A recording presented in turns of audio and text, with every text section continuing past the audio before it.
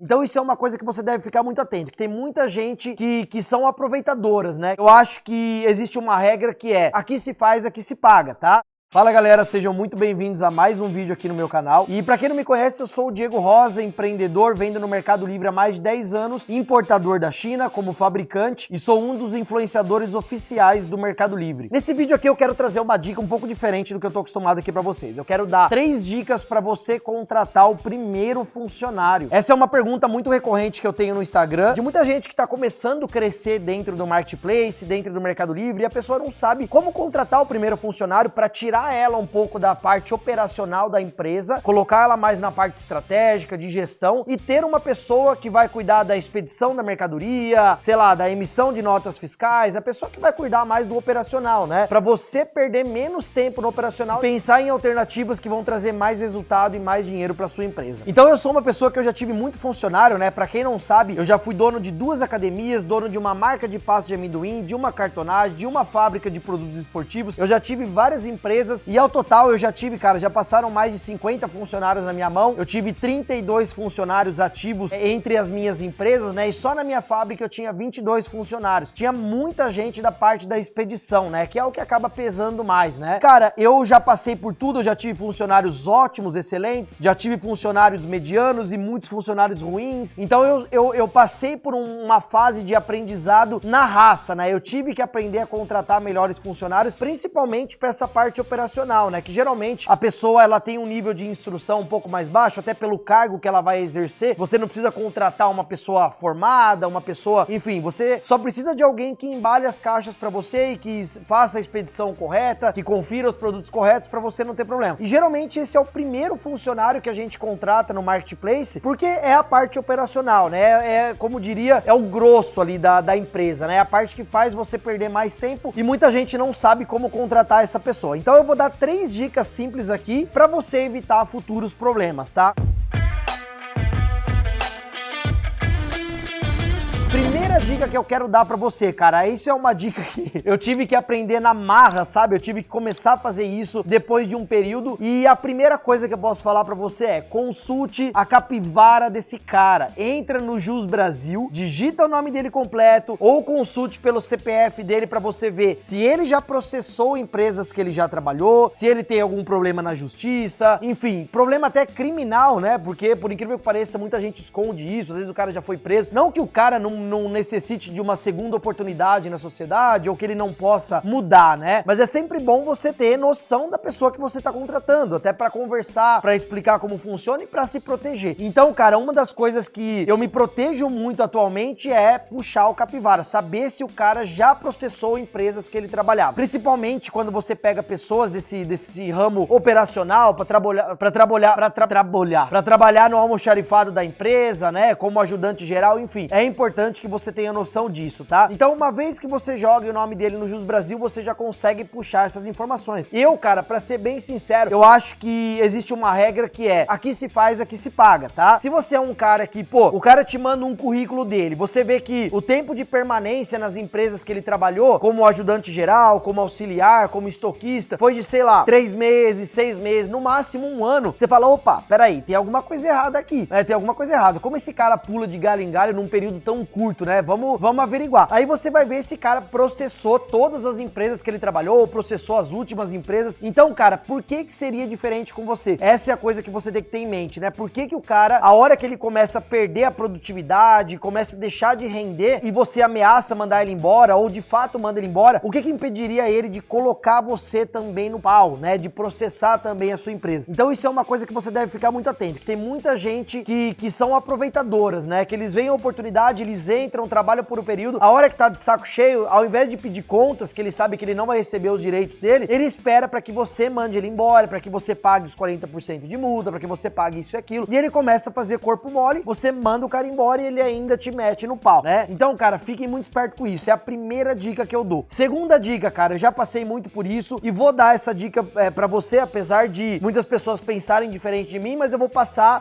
o que eu já passei na prática, né? Que é você contratar parentes parentes para trabalhar para você. Muitas vezes é mais conveniente, né, pelo fato de você não ter que procurar uma pessoa, você tem às vezes um primo que tá desempregado, você tem um irmão, uma irmã, alguém ali próximo da sua família que é fácil, né? Você fala, cara, quer trabalhar para mim? Quer me ajudar? Eu te pago lá R$800, R$1.000, R$1.200 para você, sei lá, trabalhar meio período, só fazer isso para mim. Cara, entendam que a maioria das pessoas, eu já tive muitos familiares, tá, trabalhando para mim na empresa, nenhum deles deram certo, nenhum, cara. Eu tive problema com todos. Por quê? Eu sou uma pessoa que eu cobro muito, afinal de contas, a empresa sempre vem em primeiro lugar, tá? Você tem uma empresa, você tem a sua pele em risco, você tá se arriscando diariamente, você pode quebrar, você pode falir, você pode ficar sem dinheiro do dia pra noite. Então, cara, a sua empresa sempre vem em primeiro lugar. E às vezes o funcionário que é o seu parente, ele não sabe diferenciar até onde ele é seu funcionário, até onde ele é seu irmão, seu primo, ele não sabe separar as coisas, né? E ele começa a levar tudo pro lado pessoal. Ou ele faz as coisas com o corpo mole porque ele acha que pelo fato dele ser parente, ele não deve trabalhar como um funcionário, ele acha injusto que ele seja cobrado por alguma função. Então, cara, por incrível que pareça, por mais que na hora de contratar o cara, não, vou fazer e tal, a hora que ele começa a fazer corpo mole, de duas uma, ou ele acha ruim na hora de ser cobrado, ou você não tem coragem de cobrar. Você vai falar, cara, como que eu vou cobrar meu tio, velho? O cara é mais velho do que eu, o cara é 10 anos, 15 anos mais velho do que eu. Como que eu vou chegar lá e falar, pô, cara, você tá fazendo errado, você tem que fazer assim, assim não tá certo, ó, desse jeito não vai dar pra continuar. Você fica com receio, porque você sabe que isso vai interferir na sua relação familiar, né, cara? Na hora de encontrar a pessoa num churrasco, ou sei lá, às vezes ele é marido da sua prima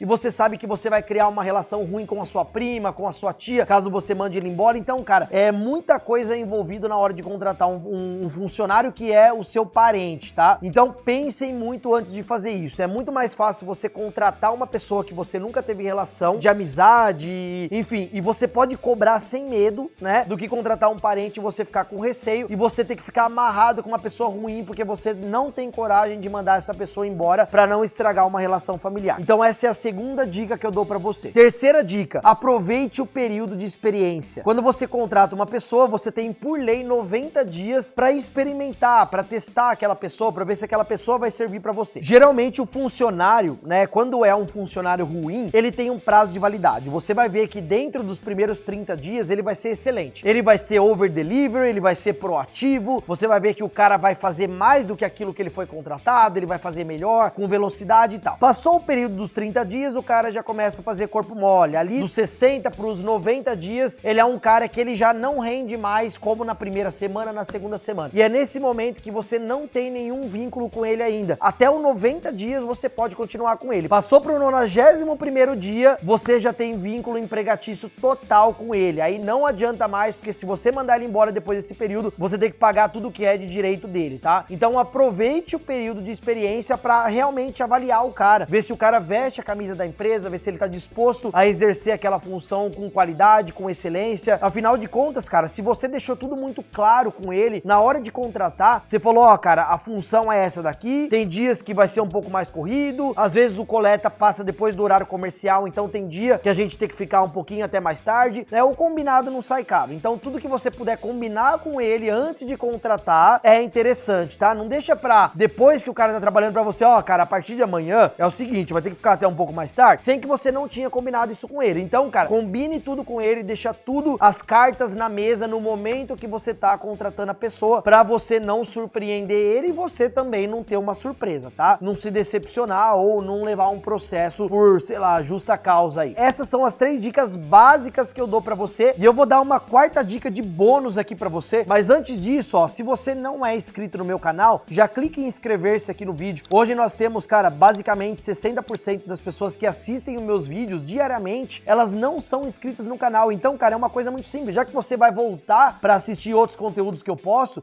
não custa nada você já clicar no botão de inscrever-se aí, tá? Já se inscreve, já dá um joinha e deixa um comentário. Deixa um comentário porque um dos meios de interações mais importantes pra fazer com que o meu canal continue crescendo é a interação pelos comentários, tá? Então comenta qualquer coisa. Se você já contratou parente, se você já teve problema com funcionário, enfim, deixa qualquer comentário aí, uma crítica, uma sugestão, mas comente qualquer coisa, tá? Se você gostou do vídeo, enfim, deixa um comentário, beleza? Vamos continuar para a quarta dica. E a quarta dica bônus é o seguinte, não contrate o primeiro que aparecer na sua frente, tá? Tenha alternativas. Então, cara, já aconteceu com a gente também, da primeira pessoa que vir até a empresa, eu olho, entrevisto o cara e falo, caramba, cara, tô encantado com o cara parece que é um cara bom e tal, legal. E você tem uma faixa salarial que você quer pagar pra ele. Só que você tem mais 2 entrevistas e você simplesmente cancela. Você fala, ah, não, cara, não vou nem entrevistar os outros 2 porque esse aqui já vai me atender. Só que, cara, não faça isso. Entreviste sempre umas 2, 3 pessoas pra você avaliar cada uma delas, tá? Principalmente propósitos da pessoa com a sua empresa, se ela tem um plano de crescimento e tudo mais. É pra você ter uma avaliação maior, ter um outro ponto de vista de outras pessoas e poder avaliar o melhor, tá? Isso aconteceu, pra você ter uma ideia, recentemente comigo, com uma das pessoas que a gente chamou pra trabalhar na minha casa, né? Pra trabalhar na minha casa, que era uma babá. Então a primeira babá que foi na minha casa, a gente gostou muito dela, né? Se identificou muito com ela, era uma senhorinha boazinha e tal, e cara, pô, uma puta mulher, gente boa, e falou, não, legal, cara, eu acho que essa daqui, a gente não precisa nem, né, perder muito tempo e tal, mas a gente tinha mais 3 entrevistas em casa. Tinha ela, que foi a primeira, e tinha mais 3 entrevistas, né? A gente falou, cara, beleza, essa tá praticamente contratada, a gente precisava de uma só. Mas vamos